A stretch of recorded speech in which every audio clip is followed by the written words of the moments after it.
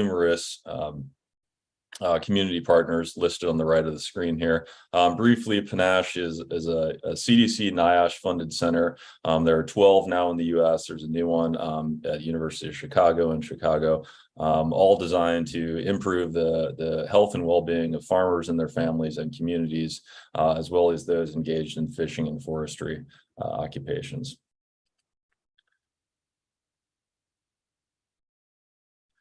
Okay, so I'll start off speaking about heat, and then after that, I'll speak about wildfire smoke, and we'll discuss about how these are essentially becoming co-occurring exposures and health risks in the center or the most busy portion of the harvesting season.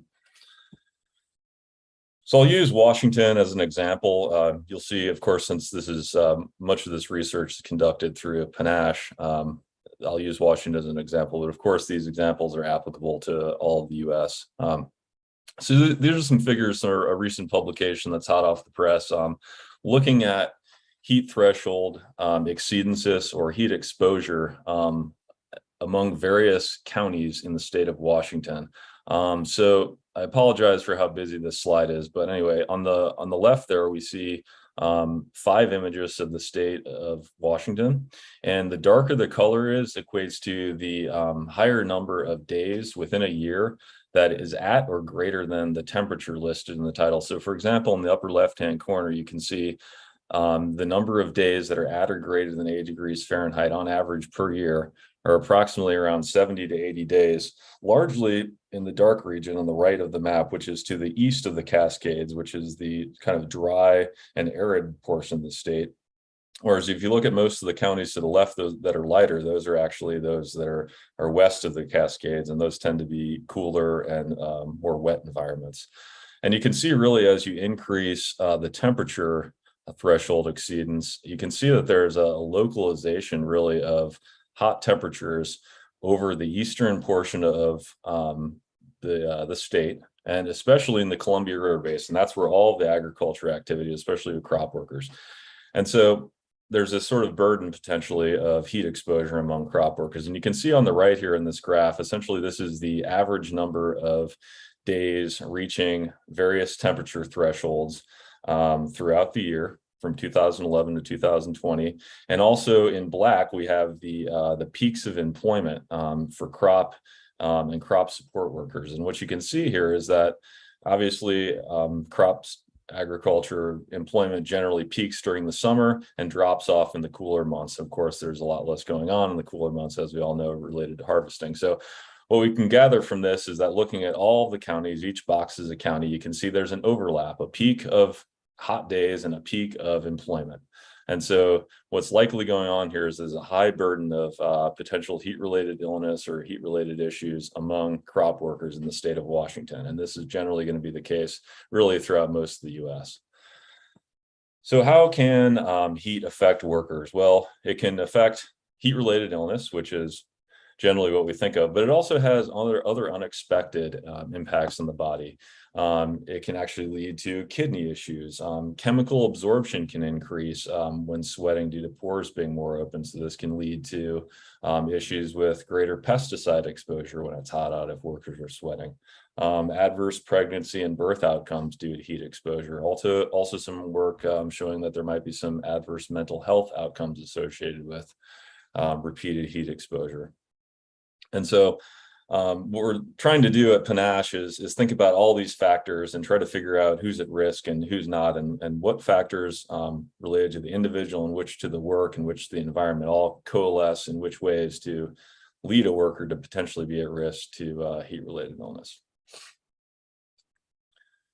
Okay, so generally people are familiar with the term heat-related illness, but it's kind of an umbrella term. And so it includes both heat stroke, which is the most severe, heat exhaustion, which is slightly less severe, heat syncope or fainting, and heat cramps. And it's basically due to prolonged or intense exposure to hot conditions. But it's not just that, it's also related to the work environment and the type of work that a worker is doing. So when you combine those two factors together, the environment plus the work, you can actually have workers at risk of heat-related illness and experiencing heat-related illness and sort of unanticipated cooler temperatures. So since there sometimes there's a little bit of confusion about what is heat exhaustion versus what is heat stroke. So heat stroke, of course, is the more severe scenario. The body temperature has gone above 103 degrees. And of course, we're getting to a point where natural physiological processes cannot carry on at this temperature. So in this case, the individual needs to immediately be brought to medical attention. Heat exhaustion is kind of the progenitor to this. The temperature of the body is increasing, yet it hasn't gotten to a dangerous temperature yet. So if the individual is out of the heat, once these symptoms are noted, such as dizziness, thirst, heavy sweating, nausea, weakness, the individual can actually recover in many cases, and it will not progress to heat stroke. So if we follow this trajectory of heat stroke, for example, and we look at heat-related illness fatality rates, what we see, I mentioned the burden of exposure and the potential burden of heat-related illness. We see that that burden actually transfers over to a burden of heat-related illness fatalities in agriculture, fishing, and forestry. Other outdoor occupations such as construction and support waste and remediation services also have a higher risk, but among agriculture, forestry, and fishing, there's a 35-time extra risk essentially of heat-related illness, and this is largely due to crop workers. And unfortunately, a large portion of the burden of this falls upon the Latinx community, who are crop workers, and of course, conducting all the most important work that goes on in the agriculture operations. Okay, so as I mentioned before, there are a set of risk factors associated with potentially developing heat-related illness. Of course, we always think of the environmental exposure, which is the heat from the sun, et cetera. But then there's also this metabolic heat exposure, and that's essentially the temperature that your body is experiencing and the temperature that your body is generating due to work and the type of clothing that you're wearing. Of course, if you're wearing highly breathable clothing, you might generate less heat. But if you're wearing some heavy cotton, et cetera, and it's very hot out, your body's not going to be able to cool as well, and you're going to generate more metabolic heat. And that will combine with the environmental exposure to put you at risk of heat strain and heat-related illness. So a little bit more details about these three types of factors. We've got personal factors, which are essentially individual level risk factors that are outside of the work and the environmental component to this. So these are things such as pre-existing disease. At age, older age workers tend to be more at risk of heat-related illness. Low fitness, those workers that are a bit less in shape tend to be at higher risk of developing heat-related illness. Pregnancy as well. Work, we talked about a little bit already. Of course, the heavy workloads is the biggest part. Not being used to hot weather, so that ties into this issue of acclimatization, or your body's ability to adapt and cool when hot, and this changes from week to week, and it's something that newer workers are less acclimatized, and workers that have been working in hot conditions in the field tend to be more acclimatized and better able to tolerate the heat. Also, things such as wearing personal protective equipment, which you'll see when we get to the discussion about wildfire smoke, how that can be an issue, can definitely reduce your ability to cool and such. Not having enough breaks, not having enough quality shade to take a break in can also be a problem. And then, of course, we have the environmental factors related to weather, so working in direct sun, high temperature days, no wind, high humidity, all things that increase the temperature in the body, yet decrease the body's ability to cool. So taken from the Pacific Northwest Agriculture Safety and Health Toolkit, particularly the one related to heat, we have some employer best practices that are suggested. So the first, of course, is know the weather forecast. And the weather forecast can be generated from a number of locations. Obviously, the most popular would be the National Weather Service. However, there tends to be some issues with adequate weather coverage in agriculture areas. So again, I'll go to an example of Washington. Washington State University has a program in place called the Ag WeatherNet, and they actually have a high density of weather stations in agriculture regions. So it gives employers and workers a chance to actually check the weather at location-specific areas. So giving a more concise estimate of potential exposure. And this would be, of course, the max temperature that's forecasted for the day, and then watching the temperature as you go through the day.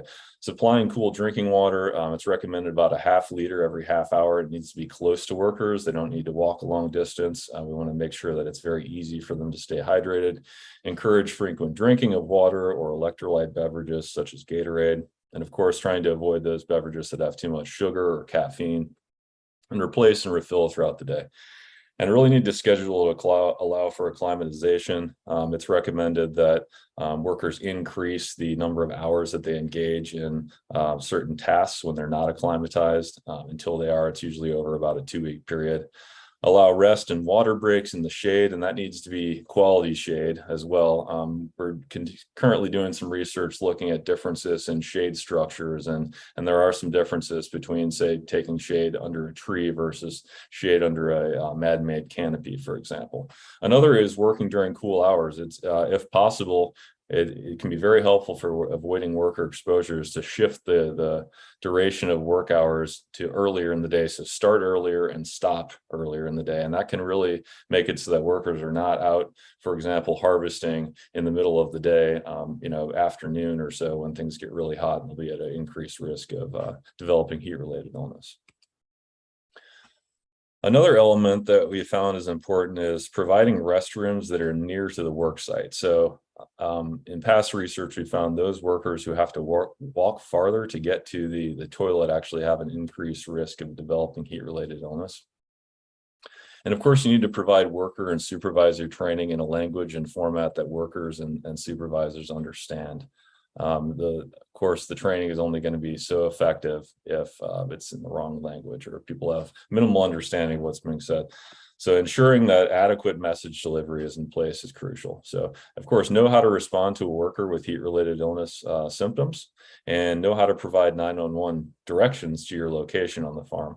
Obviously, we've all been out in various agriculture reasons, and it can get a little convoluted sometimes figuring out how to get from point A to point B. So it's really crucial that there's a plan in place to help emergency operators to get to the location you're at. So, and then observing and communicating with workers. And this is the biggest thing is watching for yourself and watching out for others to make sure that they're not developing any heat-related illness symptoms. We recommend a buddy system. So pairing off between workers and using that buddy system as a way to watch out for one another in the case of developing heat-related illness symptoms. And of course, have a written heat safety program. And this puts things in more of a concrete context, somewhere that the workers can look at it and employers can review it. And so everyone's on the same page about this process. Dr. Flunker, I'm going to interrupt for just a second. Our interpreter has requested you go just a little bit slower, please. Sure thing. Thank you. Okay, so next moving on to worker best practices. This again is in the Panache Heat Toolkit.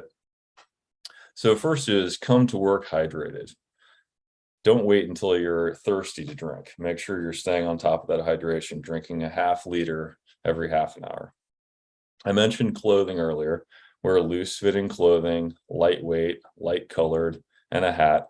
And of course, remove the personal protective equipment during breaks so that you can adequately cool. Of course, masks and other protective equipment, such as those that might be used for pesticide application, do not allow the body to utilize its normal cooling mechanisms. So it's important to take those off during a break.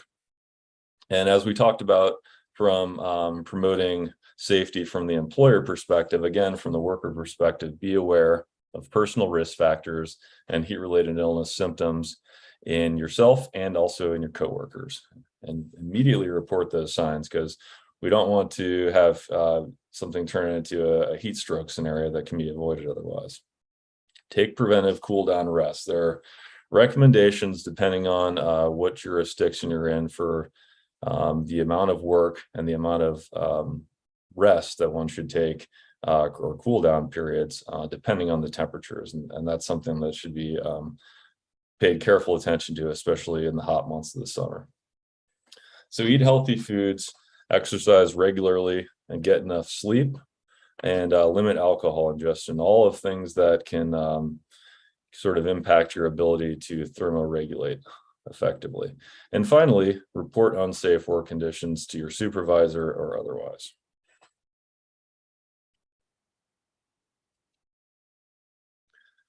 Okay, so next I'll move on to wildfire smoke. Talk about some risk factors, distribution of potential burden, and methods to reduce exposure and how to monitor potential exposure. So I'll return to an example of Washington State to show how the landscape of potential exposure is changing very rapidly. So if you look at the left map, which shows the smoke distribution in Washington on August 1st of 2018, you can see that it's a bit spotty. And this is just an example. You'd find different distributions on other days, but generally these sorts of patterns are followed in fire season. If you notice, from the other maps that I showed you, the location in which the greatest distribution of smoke is, or the densest smoke, is again right over the Columbia River Basin there in central Washington. So the agriculture workers are out there in the smoke day in and day out in 2018, and also in 2020, if you look at the map to the right, when wildfire smoke basically covered generally all of the state, aside from some of the coastal regions. And so you can imagine how difficult this is for crop workers who need to be out in the field working and are not able to get away from that exposure. And of course, wildfire exposure is not something that can be, from an occupational perspective, cannot be engineered out, right? You have to resort to personal protective equipment, which is generally the lowest and least desirable option for protecting workers. But it's all you have in this case, at least crop workers who are harvesting by hand. And by the way, in blue is the location of the air quality monitors, and you can see here that, of course, there's a general dense sort of distribution of sampling locations in the coastal areas where the populations are high, but this is not necessarily the case in the Central Valley of Washington, where a lot of workers are placed. So the ability to assess exposure is a bit limited in those areas. And this is an ongoing area of research with Panache. So this idea of increasing the ability to measure particulate exposures, especially during wildfire season, and share that information with employers and workers so they can better protect themselves and plan. We all know that wildfires are not going away. This is a map that shows the progression of drought conditions from 2004 in the lower right all the way up to drought conditions in 2021. And essentially what we see here is a trend, although there are variations from year to year. If you compare, say, 2004, 2005, 2006 to 2014, 2015 in the center row, and then 2021, you can see that there's essentially an increasing intensity and also severity of drought as years are going by. And what's associated with drought? Hot temperatures as well. And so there's a co-occurring mechanism here between heat and wildfire smoke. So what is wildfire smoke? Why are we concerned about it? Well, it's a heterogeneous mixture, meaning it has multiple constituents of organic material. Okay, so this is it's composed of gaseous pollutants, hazardous air pollutants, water vapor, and then of most concern, or of greatest concern perhaps, is the fine particulates, the PM2.5 particulates. And these are the particles that penetrate deep within the lungs, and they essentially surpass all of the natural filtration mechanisms that the body has in place. Emerging evidence suggests that wildfire smoke may actually be more toxic depending on your exposure level and the duration of your exposure than, for example, truck exhaust or industrial emissions, which have more traditionally been studied and been considered to be a health hazard. Short-term exposure to wildfire gives you some health effects sometimes, and there are symptoms that can be noted, and these can be sort of the initial indicators to the individual and those around them that there is a concern with exposure, and that is itchy throat or burning eyes, coughing, phlegm, runny nose, headache, etc. And these can also these wildfire high PM 2.5 conditions can also exacerbate pre-existing conditions such as asthma, COPD, and such. And we see essentially there's an increase in emergency department visits and hospital admissions and a risk of death following wildfire events or during wildfire events.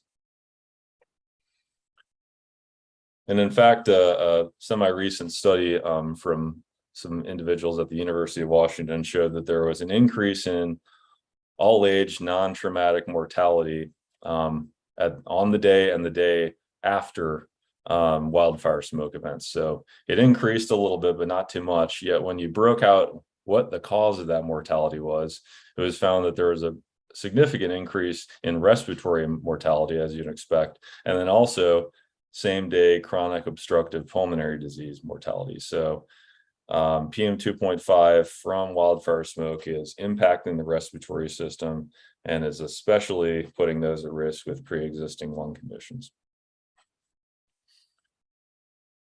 Okay, so what are some of the factors that cause higher risk for illness? So working outdoors, of course, and physical labor and smoky air.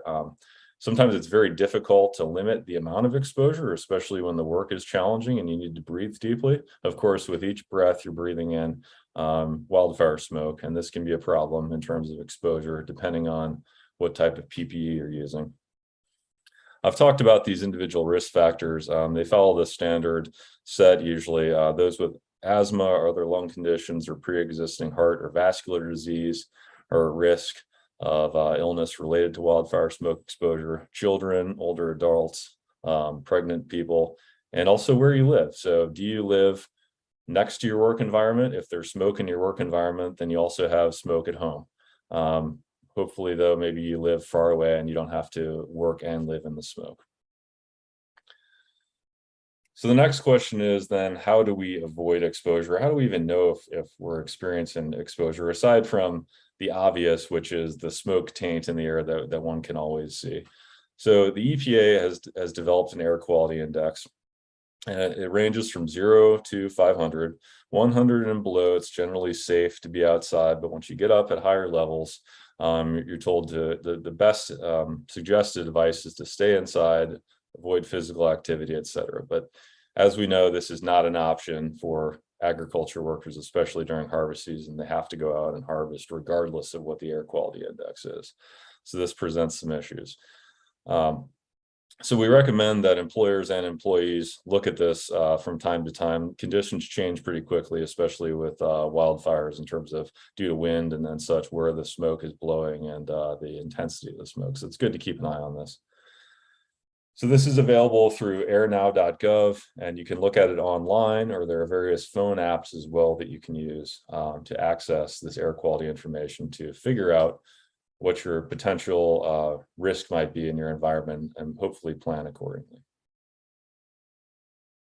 This is a screenshot I took last night of AirNow, and it shows the distribution of various air sampling sites and air quality index throughout the Pacific Northwest. There's a few fires going on right now. You can guess where those would be, and you can see at the epicenter of those, the air quality index is unhealthy and very unhealthy, and we have smoke plumes traveling that are in the moderate unhealthy range. And again, if you look up in the upper left-hand corner there, you can see those two yellow spotches, and surprise, that's, I'm sure you're not surprised, that's right over the Central Columbia River Basin, which again, major exposure area for wildfire smoke, especially to crop workers.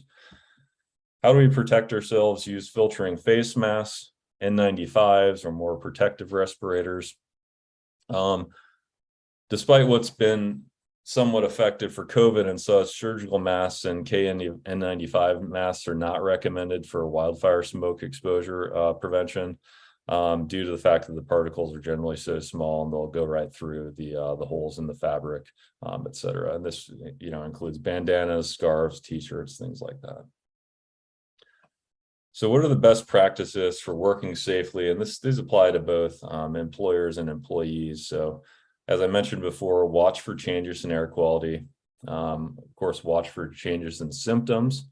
And of course, just visually, one can see pretty quickly whether or not there is wildfire smoke in the area. So Also notify your supervisor immediately if there are any issues and or concerns regarding exposure. Finally, how do we protect ourselves at home? Use an N95 mask if you're outside. If you don't have AC in your home or an ability to filter out particulates, seek local community shelters. Many communities will provide gymnasiums and things like that where air filtration is present, and individuals who live in areas where smoke is present can get relief from that. You can also create do-it-yourself air filters on fans, or you can buy an HVAC air filter to put on your HVAC unit, or you can buy a HEPA filter, freestanding filtration device. Close windows, set your home and AC to recirculate to avoid pulling in more air. And of course, also avoid activities, as one is generally suggested to do, that increase particulate concentrations indoors. And so this is cooking, candles, things like that, using a fan if you have to cook and such. So, and just for personal interest, we do have an ongoing process right now in Washington. We're one of a few states that are working on this. We have emergency rules in place for heat and wildfire smoke exposure, but we're also going through this process of developing permanent rules. So feel free to scan these QR codes if that process interests you and you're interested in following along. So thanks so much. And with that, I'll go ahead and pass this on to Ms. Torres. Thank you, John. So John talked about, the research part, and we were part of that. I'm going to be talking today, we're going to be talking about what is the approach that we use to develop culturally and linguistically tailored communications and materials for the farm worker community. And so El Proyecto Bienestar it's been a long-standing community partnership that started in 2002. So it was a partnership between the University of Washington, Northwest Community Education Center, Radio KDNA, Heritage University, and Farm Workers Clinic. Because we use the community participatory research approach, our primary focus as a partnership is to protect and improve the health and safety for the Yakima Valley farm workers, their families, and the community. So because we work together, the community is at the center of the project or Proyecto Bienestar. So we work with the community. What are some of the benefits that Proyecto Bienestar brings, for an academic and community partnership? Well, Proyecto Bienestar, the local partners are, it's their community partners that are well known in the community. They also know the community needs. They're a trusted source of information for the community. And there's long-standing relationships that we have been developed over years with the community. And so we also, as community partners, we're kind of the liaison between the social services, the organizations, the agencies, the academic partners, the researchers. So we see it as we kind of the bridge between the partners and the community. And we have a community advisory board. We have 16 members on our community advisory board, and it goes from religious representatives, parents, workers, community organizations. So we have a variety of different partners that we're able to bring together to the table and really talk about what is needed in our community and what are some of the issues that are impacting the community, and especially the farm worker community. In the partnership, the academic partners are able to help us to facilitate this process between the community and the stakeholders, and how do we engage together. They help us to respond to those community needs in a more visible and sustainable way, where partners in community are coming together and we're all able to develop culturally relevant information for the workers. And so we all sit at the table, in an equal level, bringing our skills, bringing our expertise from the different from the different sectors or expertise that we have. What is the approach that we use?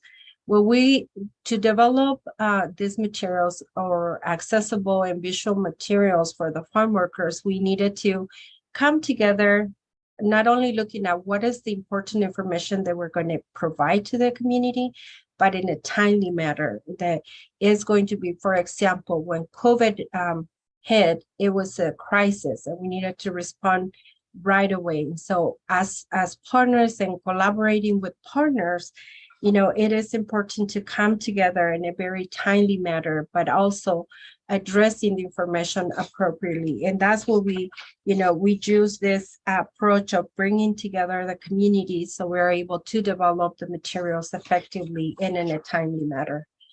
The process that we use, the community really selects or let us know what are the things that need to be addressed in the community, because we have a community advisory board, because we have access to know really what it's impacting the community at the moment. The community community members are the ones who drive those topics of importance in our community, and especially those topics that are affecting the agricultural workers. And so the process that we develop is so we draft messages that are bilingual. So together as a group, we get together, we develop the messages. Then with the university, bringing all the information that is accurate, that is appropriate, with that it is something that it has the backup and the research, supporting that information. Then we go into developing the multimedia materials, depending on what it is. If we were developing an infographic, we're developing a radio script, or we're developing a flyer, just depends on the material that we're going to be using. So we start drafting those materials, and then we go back to the community, to our community members of the advisory board or in the meetings that we have, to get the feedback. And really, this message are effective? Are they going to be making a positive impact on our community? Is it providing the information that the community really needs? And so we just go through this process, and then finally we get to the dissemination process. How are we going to give this information to the community? Are we going to do it through radio? Are we going to do it through social media? Are we going to use other, like letters to workers, letters to employers? So it just depends on the topic and how we're going to be developing the materials. So in this process, we develop materials from flyers, infographics, brochures. For example, when COVID hit, we started developing materials on the use of the face mask, or how do you clean and disinfect to make sure we don't propagate the virus. Or for the sexual harassment training, we develop a video where we develop this whole training and toolkit to provide a training for the workers. We also develop for the heat-related illnesses. We develop a lot of social media cards. So we use a campaign, a social media campaign on Facebook, Twitter, is the Instagram. So and then, for example, with all the materials that we do, because we're in the Yakima area, we use radio as a venue to provide information to the community. We have Radio KDNA has been in the community for almost 44 years, providing information to the community, primarily 24 hours in Spanish. And so we develop a lot of information on radio. We develop informational capsules. We do 1-hour programs. We do radio novelas. And so there is some of those things that we're able to develop into for the community and to provide the information. How do we, to develop the messages? We normally start with a technical document. I'm using this an example for COVID, where when COVID started, the Department of L&I had a lot of requirements and recommendations for for employers and for workers. And so they're very technical documents. And how do you provide that information to the community? So we got together as a team and developed some messages, the content of what are we really wanting to provide of this whole document, what is important to provide to the community, and what are we going to put on our final product, and how do we going to provide this information. So together we develop the messages in English and Spanish. Then we start developing the resources for the infographic, using pictures, using the messages, and then making sure it's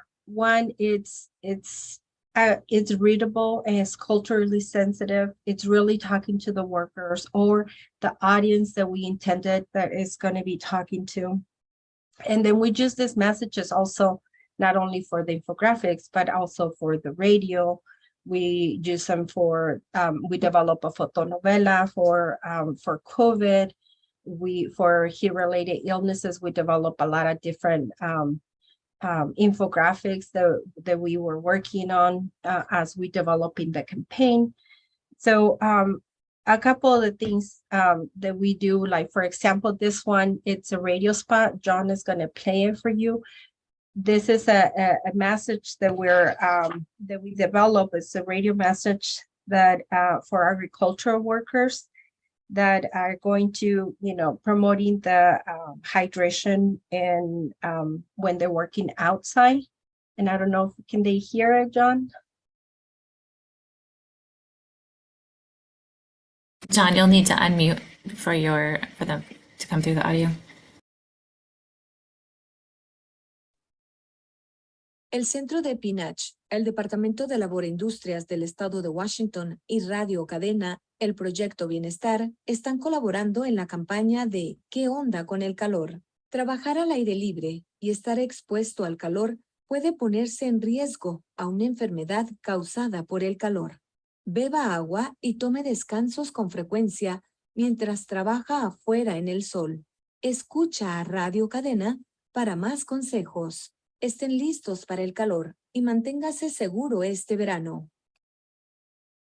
So this information, this is just one example of many of the different announcements that we have developed.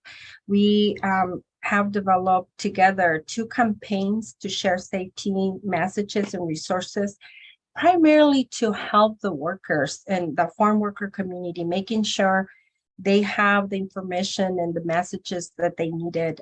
These messages include topics for employers, for the workers' responsibilities, some that what are the causes and risks that lead to exposure, how do we reduce the exposure to heat and smoke for agricultural workers, but also for the community. So we developed the materials thinking how these materials are going to help the workers, they're going to help in not only them, but also their families, the community in general. So for example, for the heat-related illnesses, it's an example of some of the infographics that we developed for the heat. So if we look at this 2 infographics, they're messages for the worker, like for get good sleep, drink lots of water. So the infographic it has a very specific audience of who are we reaching out to, like what type of John was talking about, like if you use light color clothes on lightweight clothes. So we're looking at, like not only looking at what is going to relate to the worker. If you look at the first infographic, it's just more pictures, more icons, but in the one for the clothes, we actually went out and took pictures when workers were working to show them what type of clothes you need to wear, because it's going to be relating to them and how the message is going to be more effective. And so when we design this infographics, we really think about how we're going to develop this or deliver this message to the community. We also worked on the smoke, be smoke ready. And so as John already shared, we have more and more smoke in our area. And so the first infographic is more for the employer. What are a checkup list for the employer that is going to be, like this is some of the things that I need to think as employer to provide for the workers. But the one in the other infographic is more for the worker. And what can you do not only when you're working, but also when you're at home or when you're, like in your area. So it's the message. So we're always thinking, how are we going to deliver these messages? Is this for an employer, this for a worker? And these are infographics that we needed to develop, in this process. We always take it back to the community, making sure that the messages are going to be effective for the intended audience that we develop the materials. So you also can join our all these materials that we develop. We make them accessible for the community to use it, not only for us to use it when we do our outreach or our activities, but also if you need to use the materials, like for example, the campaign that we have, the Be Heat Smart campaign that we have. This is the second year that we're developing these materials, and all these infographics are available online.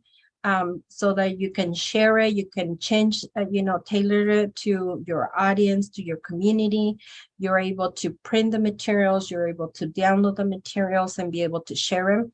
So we make them accessible, not only for us to use it, but for the community to use. If it's something that are interested in using, those are some of the things that we also think about when we're developing the materials and how it's going to be used and how we can deliver it for the benefit of our community, and especially the farm worker community. We have the HEAT toolkit.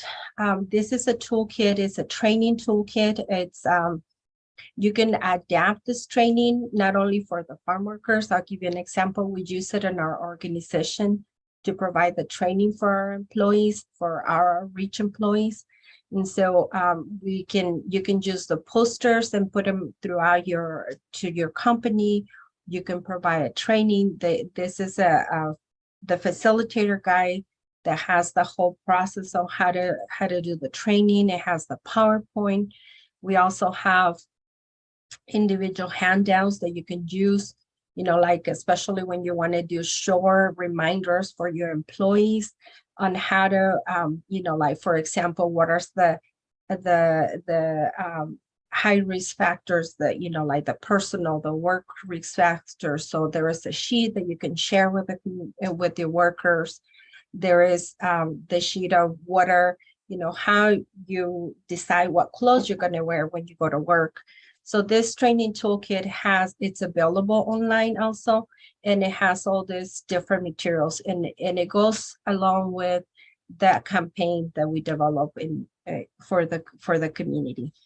We do a lot of activities, part of the dissemination efforts. We do, there are some pictures, we do trainings, especially like, for example, we have the sexual harassment trainings. We also have the radio. So we have radio programs. We're always doing a 1 hour program, or we can do half-hour program. We do, when COVID was, we had COVID. So it was, instead of doing health fairs, we were doing drive-through health fairs. And so people was just driving through and we're just providing the information. We also do a lot of printing materials and posters.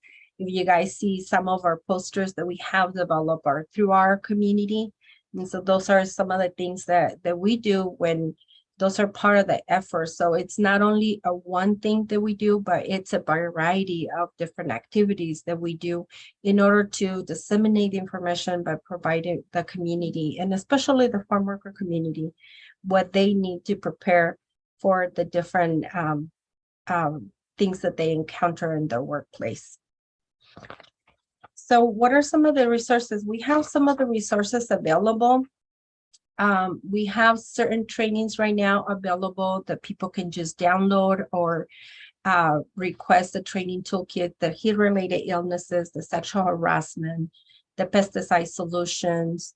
We also have, this is the whole, you can just use the QR codes to download this information, or we also have a library that where you can actually search through the website and really download the materials that you want.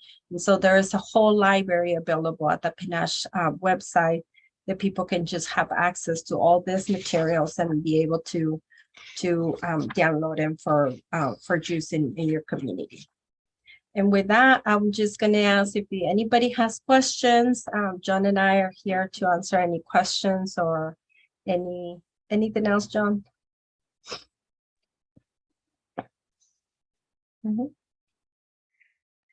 Wonderful. Well, thank you very much to both of you for sharing with us. I'd invite any of you from the audience who would like to ask any follow-on questions, or if you need any links or anything like that, we'd be happy to collect those and share those for you.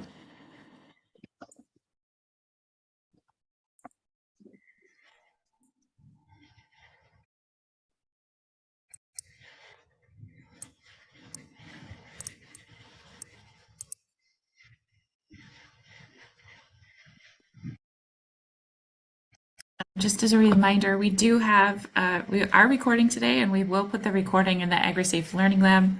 I'll put that information back into the chat box too. In case you'd like to come back and refer to any of what you heard today. It's learning.agrisafe.org. All right, so if you could please revisit the recommendations about drinking water, specifically how much and how often. So if you're working outside in the heat, we recommend half a liter of water every half hour.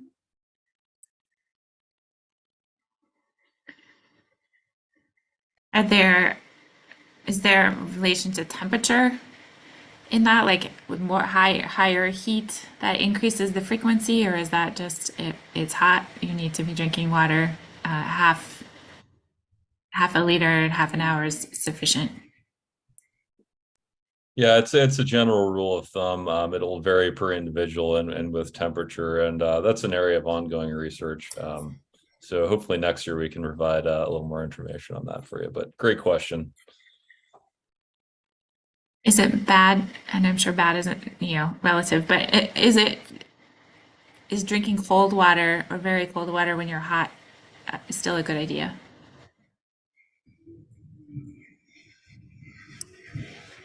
I would think cold water can cool you down. I'm not a physician though, so I can't speak to that directly. Sorry, I can't provide more information there, but one would think cool water would cool your body down though, as opposed to hot water, for example. And I'm sorry if I misinterpreted the question too. They were specifically saying very cold water when you are very hot. If there's a difference in. I wish I knew the answer to that. That's a good question, but yeah, thank you. I can't answer that right now. Nope, no problem. If you could talk a little bit more about why heat stroke can be such a problem for farmers.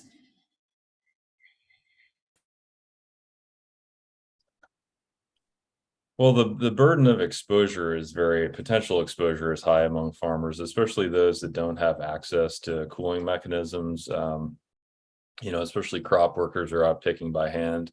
Farmers who are actually engaged in more mechanized farming and have access to a cooled cockpit, for example, of a tractor are not as much of a risk of developing heat-related illness, but largely it's due to the work environment and limited ability to control that exposure due to the requirements of the work and the labor itself, the intensity of the labor as well.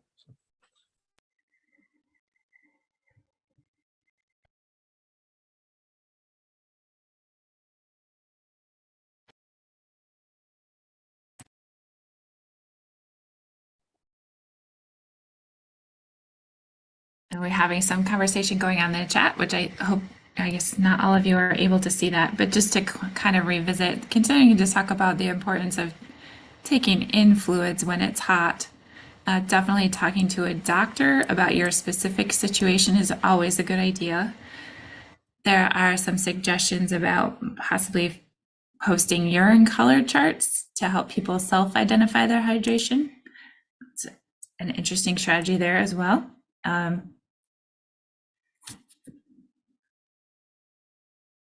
Yeah, and it is something we all do need to pay attention to whenever you're outside, but particularly when you're exerting yourself during work and it is hot and you don't have access to shade as often or rest. Yeah, I know that we repeat those words together all the time.